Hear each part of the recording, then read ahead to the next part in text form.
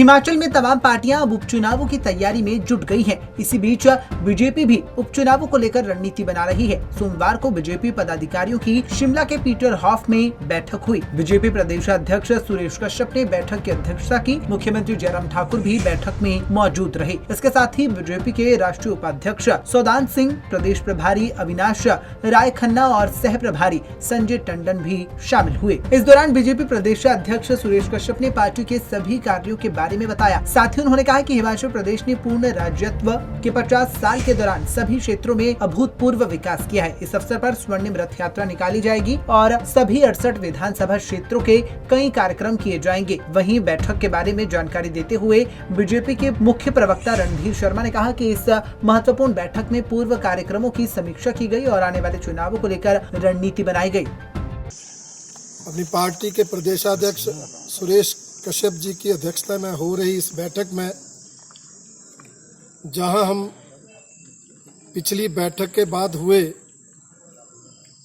कार्यक्रमों की समीक्षा कर रहे हैं, वहीं आने वाले समय में होने वाले कार्यक्रमों की रणनीति भी बना रहे हैं।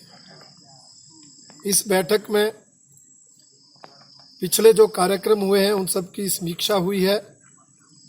विशेष रूप से जो ये सेवा और समर्पण अभियान आदरणीय प्रधानमंत्री नरेंद्र मोदी जी के जन्मदिवस से लेकर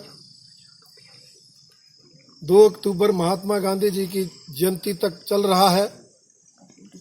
इस सेवा और समर्पण अभियान के जो 2 प्रमुख दिन 17 सितंबर और 25 सितंबर पंडित दीनदयाल उपाध्याय जी के जन्मदिवस पर हुए कार्यक्रमों की विस्तृत यहाँ पर समीक्षा की गई। उपचुनाव को लेकर भारतीय जनता पार्टी पहले से तैयार है। जैसे ही चुनाव आयोग उपचुनावों की तिथि घोषित करेगी, भारतीय जनता पार्टी की चुनाव स्थिति उम्मीदवार तय करेगी और हमारे पूरे कार्यकर्ता उन लोकसभा क्षेत्र में, विधानसभा क्षेत्रों में चुनाव अभियान में डटेंगे और सभी उपचुनाव हम जीतेंगे। ये रणनीति हम पहले ही बना चुके हैं। वहीं किसानों पर बोलते हुए रणधीर शर्मा ने कहा कि किसान संगठन राजनीतिक दलों के हाथ में खेल रहे हैं और मुद्दों का समाधान नहीं चाहते। किसान संगठन अड़ियल रवैया अपनाए हुए हैं। देखिए, अनेक बैठकें हमारे केंद्रीय कृषि मंत्री ने किसान संगठनों के प्रतिनिधियों से की है और आपने भी देखा उन बैठकों में किस तरह से किसान संगठनों के प्रतिनिधियों का जो रवैया है वो थोड़ा अड़ियल रहा।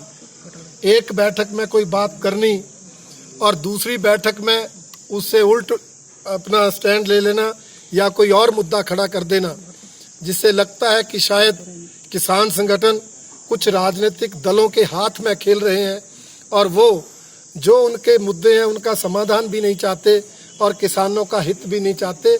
ये आंदोलन एक राजनीतिक इशारे पर सिर्फ केंद्र की सरकार को बदनाम करने की दृष्टि से चला है, जबकि ये जो कृषि बिल है ये किसानों के हित में है, देश के हित में। बहरहाल बीजेपी की ओर से उपचुनावों को लेकर तैयारियां पूरी कर ली गई हैं। साथ ही जीत का दम भी भरा जा रहा है। इसी के तहत अब बीजेपी रथ यात्रा निकालकर तमाम विधानसभा क्षेत्रों में पहुंचेगी। वहीं बीजेपी की ओर से हिमाचल में किसान आंदोलन बेअसर रहने की बात कही गई है। पंजाब केसरी टीवी के लिए शिमला से अली की रिपोर्ट।